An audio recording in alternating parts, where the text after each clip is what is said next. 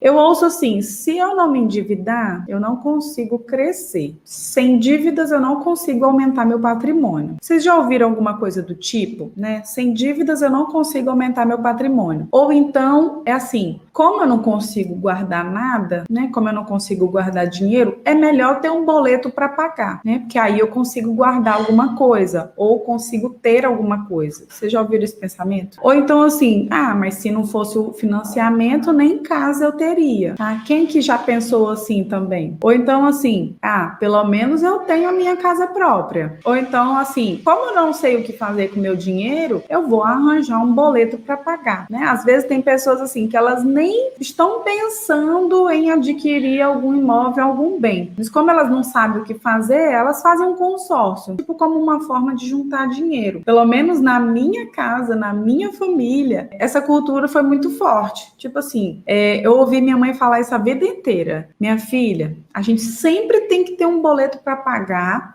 um dinheiro que a gente tem que juntar. Então, para ela, o consórcio era um boleto que ela se exigia pagar e era um boleto que ela fazia para juntar, sabe? Ou então a pessoa pensa assim, não, eu não consigo investir, então eu tenho que pensar na minha aposentadoria, eu vou fazer uma previdência privada, porque pelo menos é alguma coisa que eu estou pagando. Então, esses são pensamentos que nos impulsionam, às vezes, ou para fazer dívidas, ou para investir de formas ruins, tipo quando você não pensa em aprender, não pensa em crescer, você fala, quer saber, tá sobrando um dinheiro, eu não sei fazer nada com ele, é melhor eu dar um jeito de juntar, de guardar. Aí a pessoa às vezes vai guardar na poupança, é melhor, a pessoa pensa, eu vou guardar na poupança, ou então pensa assim, eu vou fazer um consórcio, ou então vou fazer um título de capitalização. O que o gerente do banco orientar, você vai fazer. Como tem muita gente que não entende, a pessoa às vezes até pensa assim, bom, se ele tá dizendo que é bom, então eu vou fazer. Comentaram aqui no Instagram, a Isaura comentou assim, bem isso. Muitos dizem, se não financiar, você não vai conseguir. Melhor ter algo que force a pagar, porque senão não consegue guardar. E é um pensamento, gente, muito limitante. É um pensamento muito sabotador. Porque eu vou mostrar exatamente. Então, vamos lá. Assim, antes de falar, eu queria que vocês pensassem na verdade ou tivessem outros pensamentos. E assim, perguntas que vocês deveriam se fazer, tá? Perguntas que vocês deveriam se fazer. Será que ter a minha casa hoje é urgente? Em algumas situações é urgente, né?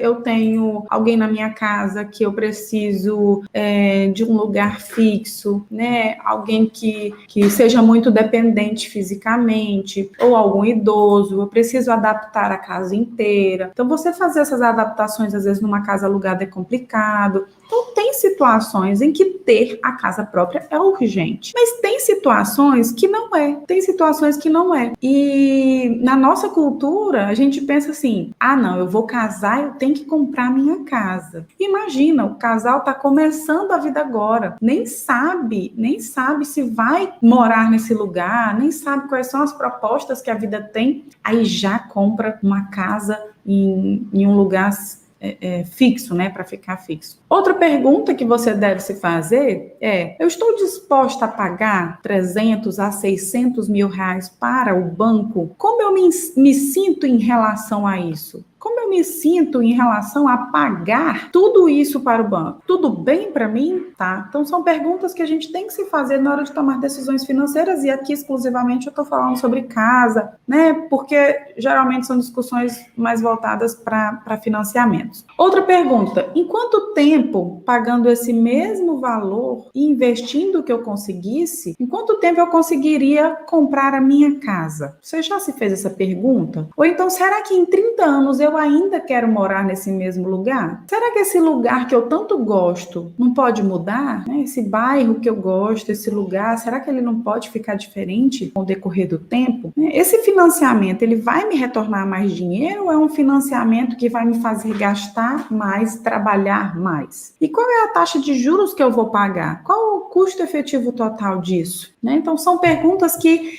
as pessoas não se fazem e apenas tomam decisões pela emoção, tomam decisões emocionais. Então, é interessantíssimo quando você começa a ter uma consciência sobre as suas decisões financeiras, as perguntas diferentes que você começa a se fazer.